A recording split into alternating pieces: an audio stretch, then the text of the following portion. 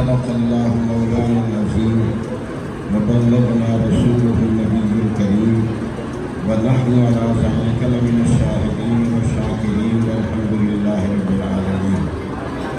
قال الله تبارك وتعالى في شان حبيبه مخبرا وعاملا إن الله وملائكته يصلون على النبي يا أيها الذين آمنوا صلوا عليه وسلموا تسليما. لبيك اللهم رب وسعديك اللهم إنا نسألك بعصمتك وجلالك أن صل وسلم وبارك على سيدنا محمد كما أمرتنا أن نصلي عليه.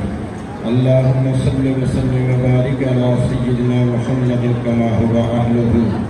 اللهم صل وسلم وبارك على سيدنا محمد كما تحب وترضى له. الصلاة والسلام عليك يا سيدي يا حبيبي يا قرة عيني يا رسول الله وعلى آلك وأصحابك يا سيدي يا حبيب اللہ. عزیز ساتھیو، یہ ہمارا کمال نہیں ہے، یہ رب کائنات کا کرم اس کی ذرہ نوازی ہے کہ اس نے ہمیں اپنے محبوب کی امت میں پیدا فرمایا اور پھر اپنے محبوب کی محفل سجانے کی توفیق عطا فرمایا. ہم تو حضور کی ولادت باعثادت کے موقع پر جشن میلاد مناتے ہیں، مگر جب کسی کا میلاد نہ تھا، صرف وحدت تھی، ایک یکتا و یگانہ وحدہ لا شریک تھا، مگر اس کے علم میں تھا اور اس کا قدرت کاملہ کا یہ منشا تھا کہ اس وحدت کو کثرت میں بدل کر ایک نظارہ کرا دیا جائے. تو رب کائنات نے ایک تجلی ڈالی اور ایک وجود مسعود نورانی وہ ظاہر ہوا. اب اندازہ لگائیں کہ یہ تجلی صفات جب طور پر پڑی تو طور جل گیا، مگر یہ جو بزم ہستی کا نقش اول کے طور پر ابھارنا مقصود تھا، جس کو کثرت میں بدل کر اپنی وحدت کو ایک دنیا والوں کو دکھانا تھا، زمین و آسمان کو سجانا تھا، وسعتیں دینی تھی، تو رب کائنات نے جو تجلی ڈالی جس سے چاند سورج ستارے زمین و آسمان کی وسعتیں، میں تم آپ جو کچھ نظر آتا ہے، جو کچھ عالم خلق میں ہے، جو کچھ عالم امر میں ہے، سب کچھ جس تجلی اول سے وجود میں آیا، وہ تجلی کتنی زبردست ہو، کتنے انوار و تجلیات اس میں ہوں گے. صحیح حدیث پاک میں آتا ہے کہ لولاکا لما خلقت الافلاک، کہ محبوب تمہیں پیدا کرنا مقصود نہ ہوتا، زمین و آسمان کی وسعتوں کو پیدا کیا. عزیز ساتھیوں، یہ تو حضور نبی کریم صلی اللہ علیہ وسلم سیدہ آمنہ کی گود میں تشریف لائے اور مکہ مکرمہ کے در و دیوار کو چمکا دیا، مگر جب حضور صلی اللہ علیہ وسلم اس دنیا میں نہیں آئے تھے تو وہ وحدہ لا شریک اللہ کے تذکرے کیسے کرتے تھے.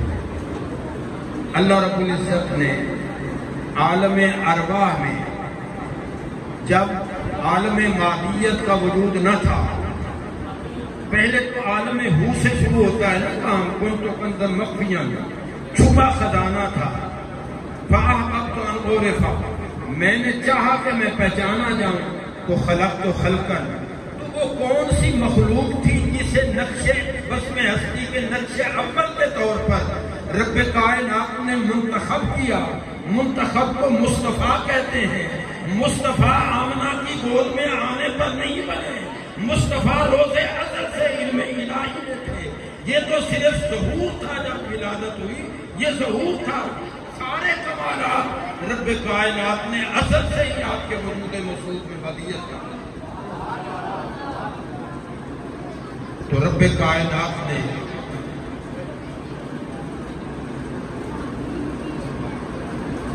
عالم ارواح میں دو عظیم جلسے عظمت مصطفیٰ کے منعقد کرنا، ایک جلسہ عام تھا، ایک جلسہ خاص۔ جلسہ عام میں ہم تم ساری آدم و اولاد آدم موجود، اور یہ عالم ارواح کی بات ہے۔ تو رب کائنات نے